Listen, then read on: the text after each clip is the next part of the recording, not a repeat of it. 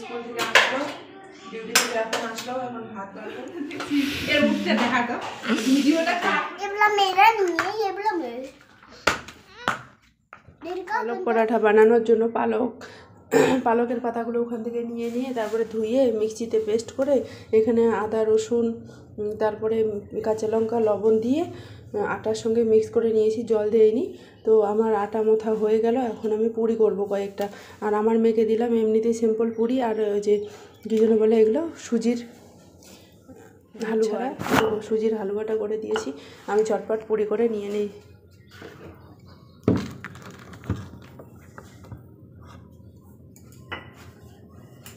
Good morning friends, welcome back to my channel blog with Mou চ্যানেলে তোমাদেরকে সবাইকে জানাই অনেক অনেক স্বাগতম, অনেক অনেক ভালোবাসা জানিয়ে আজকের ভিডিওটা আমি এখন থেকে স্টার্ট করছি। আমার মেয়েকে স্কুল পাঠিয়েছি, আজকে হলো শনিবার, তো সিম্পল পুরি করে ওকে স্কুলে পাঠিয়ে দিয়েছি।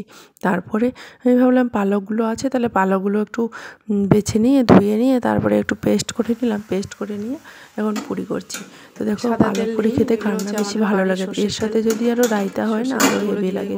তো পালক পুরির মধ্যে দিয়েছিল রসুন দিয়েছি, আদা দিয়েছি আর লবণ দিয়েছি, আর খেতে যা হয়েছে না, আর না রিফাইন তেল শেষ হয়ে গেছিলো, তার জন্য সেই তেলগুলো আছে না, সর্ষের তেল বাড়ির থেকে নিয়ে এসেছি, সেগুলো তেল দিয়ে এখন পুরি করে নিচ্ছি চটপট করে। তো আমার মেয়েকে তো স্কুল পাঠিয়ে দিয়েছি। আজকে আমি প্রত্যেক দিনের মতন আর রাখতে যাইনি, রাখতে গেছিলো ও আমার বর, ও ওদিক মধ্যে ডিউটি চলে গেছিলো, ওই রাখতে গেছিলো। তো দেখো পালক পুরিগুলো একটা একটা করে করে দিচ্ছি। জানো তো বন্ধুরা, আমার মেয়ে কালকে বলে রেখেছিল আমি পুরি নিয়ে যাবো, পুরি আর হালুয়া। তো ওই সুজির হালুয়া করে দিলাম, সুজিগুলো ভালো করে ভেজে নিয়েছি লাল লাল করে, আর না চিনি ছিল না, শক্কর দিয়ে করে দিলাম আর কি। ওই যে গুড়ের যে পাউডারগুলো আছে, গুড় হয় না, সেগুলো দিয়ে করে দিয়েছি।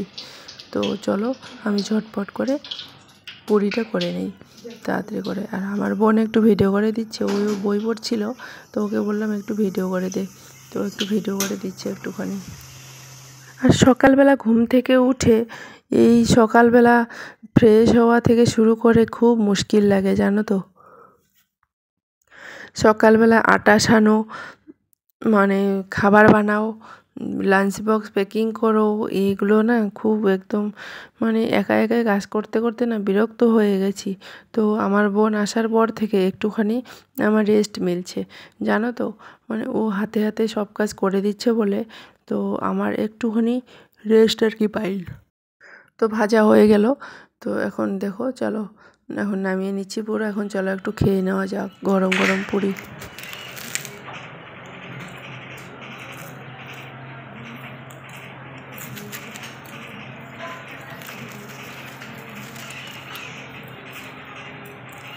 আর এদিক মধ্যে জল নেই, জল সে হয়ে গেল 4-5 দিন ধরে ফ্ল্যাটে জল নেই।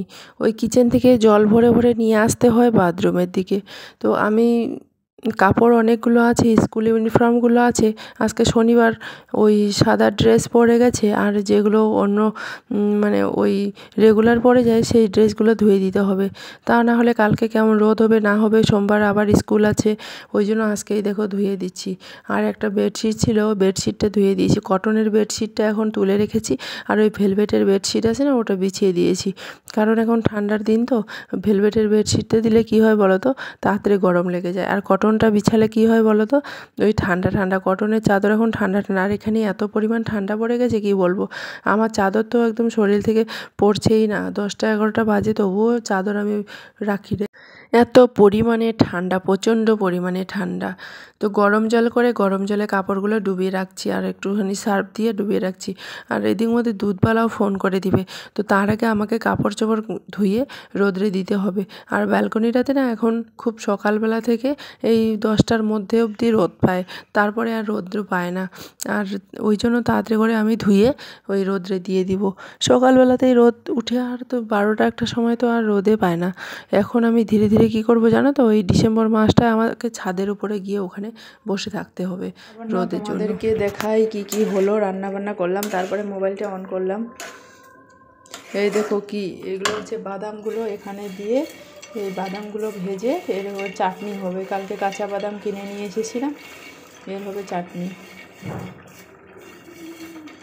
ধনিয়া, কোথায় গেল? এই যে কাঁচা লঙ্কা, ধনিয়া দিব আর রসুন দিব একটা কোয়া দিস, বেশি দিস না। কদিলে দিব দিলে না দিস।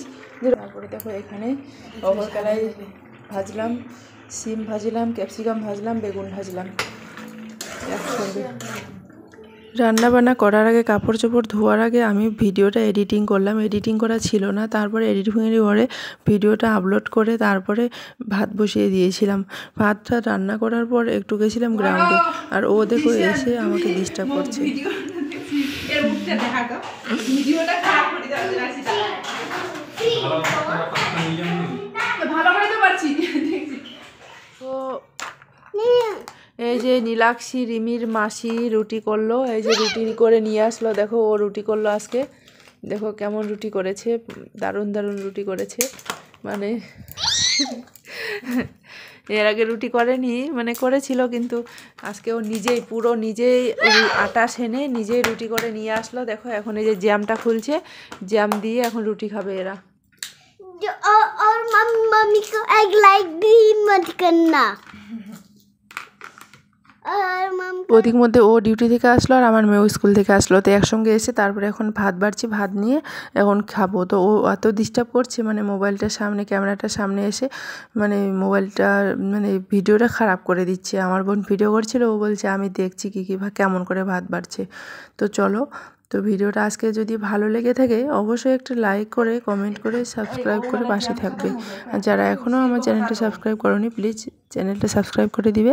আর যারা সাবস্ক্রাইব করে দিয়েছো তাদেরকে তো অসংখ্য অসংখ্য ধন্যবাদ। তো দেখো রাত্রে আমি একদম রুটি করিনি, আমি পড়াচ্ছিলাম আর আমার বোন রুটি করলো। তো রুটি ও ফার্স্ট টাইম আজকে পুরো নিজে আটা সেনে নিজেই পুরো, আমি একদম বলিনি, কোনো কিছুই বলিনি, ও নিজেই আটা সেনে রুটি করে নিয়ে আসলো। তো ভালোই হয়েছে রুটিগুলো, খেতে পাতলা পাতলা রুটি করেছে। তো আমার মেয়েদেরকে এখন জ্যাম দিয়ে দিচ্ছি খেতে। তো চলো ভিডিওটা বেশি বড় করছি না, এখানে শেষ করে দিচ্ছি। তোমরা ভালো থেকো, সুস্থ থেকো, সাবধানে থেকো, একটুখানি আমাকে সাপোর্ট করো সবাই, আর শেয়ার করে দিও ভিডিওগুলো, কমেন্ট করে জানিয়ে দিও যে কেমন হয়েছে ভিডিওটা। তো দেখা হচ্ছে নতুন আরেকটা ভিডিওর সাথে। বাই বাই, গুড নাইট সবাইকে, সবাই ভালো থেকো, সুস্থ থেকো। कैसा है? बहुत टेस्ट नीलाक्षी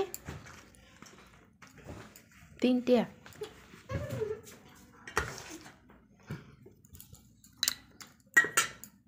बहुत टेस्ट।